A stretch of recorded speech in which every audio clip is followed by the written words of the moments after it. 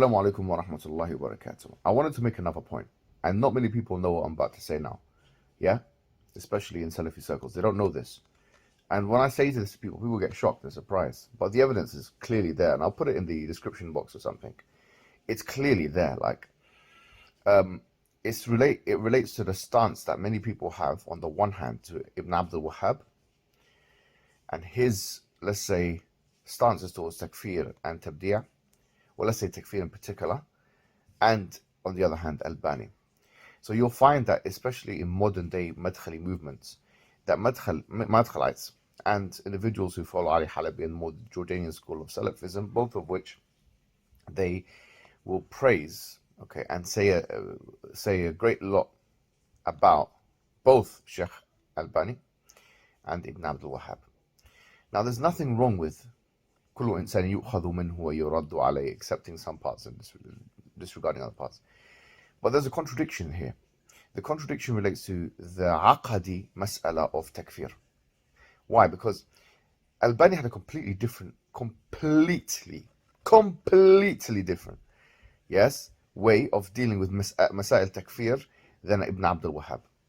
Ibn Abdul Wahhab, okay, especially in issues to do with muwalat and al-hukm bighayri ma anzala Allah, those two issues in particular.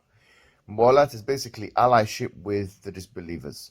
He had a very staunch stance. So if there was some kind of allyship between a Muslim state and a non-Muslim state, he could consider that to be enough to render that Muslim state a disbelieving state. And al-hukm bighayri ma anzala Allah, you can make a very equally and valid argument that he had a very strong stance that if you didn't do hukm bighayri ma anzala Allah in a certain way, or you didn't do hukm bima anzala Allah in a very strong way, that you would be rendered to be a disbeliever. Now, this is very, very, very clear. Like, you cannot read Ibn Abdul Wahhab's books, especially not the mutawalat of him and his, sons and family members and those who came after him, Ad-Durr as-Saniyya and other things as well, without coming to this conclusion. It's impossible. It's impossible. That he had a very strong stance, and the tatbiqat is impossible. It will be ahistorical and impossible for you to think that his view on muwalat was similar to Albani, because Albani had a very much more, for lack of a better term, tolerant view on the matter. Okay, he had a much more tolerant view on the matter, meaning he would, in issues to do with muwalat or allyship, he would not make takfir as easily. In fact, he would mention different mawana of takfir, different reasons why the person might be doing it. Which is why, unfortunately, let's say, there are some individuals who accuse Albani of falling into irja. That's a separate mas'ala. The issue is this. Albani had refutational terms against Ibn Abdul Wahhab himself. He said, I'll put it in the thing, he said, Maliya wal Wahhabiyya. He said, what do I have to do with the Wahhabis? The Wahhabis. He in fact Albani used the term Wahhabis. Can you imagine this? And then he goes, I am more refutational than most people. So Albani is saying, I'm refuting Ibn Abdul Wahhab more than many other people would. And the people here know this. The people here, they know this. He mentions this. Maliya al-Wahhabiyya says. This Albani mentioned that. So why? Because of these points. There's very clear points of tension between Albani and Ibn Abdul Wahhab. Now, if you are an individual who glorifies both, who tells your readers and your followership to go to both, our scholars, you would say, is for Aqidah Ibn Abdul Wahhab and Albani. Our scholars. These are the Holy Grail. These are the ones that... Then you are confusing your followers, because in fact, on the one hand, you've got an individual who would, if you take his nadhariyat and do tatbiq of them, if you take his theories or creedal implications and do tatbiq of them, it could actually, you could end up making justifiable on that paradigm, takfir, on some of the governments which you definitely wouldn't want to make takfir of today in the Muslim world. Most of them, let's say, most of them.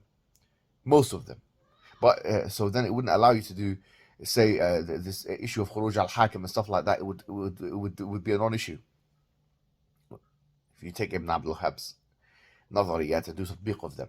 However, Albani's would allow you to be way more tolerant. So you should actually be thanking me, yeah, in so much as I'm bringing to the attention of the public that Ibn Abdul Wahhab and his followers, you should be thanking me in bringing this to the public, that actually there are certain things, yeah, that you can't just read like that. Because even Sheikh Salih al-Fawzan, in Saudi Arabia, he mentioned that when he was talking about Nawaqid al-Islam. He said you shouldn't just read it like that. You shouldn't just read Nawaqid al-Islam, because you bring Nawaqid al-Islam to the table, people are going to bring these, which is like the nullifiers of Islam. If you bring it to the table and people read it, they will start thinking that they can make takfir of people just like that. So you have to appreciate there's a completely different flavor of Albani and Ibn Abdul Wahhab, and to the extent where if they were in the same, if it was possible for them to be in the same place, I think they would fall out and they would argue, to the extent whereby we have clear refutational remarks from Albani to Abdul Wahhab. How do you square these circles? How do you live with yourself with these contradictions? This is a complete different way of looking at the world. Khuruj al-Hakim. How do you live with yourself knowing that you have these two oppositional ways? Yeah, how do you live with yourself? You're taking both of these maraja. How do you live with yourself? How?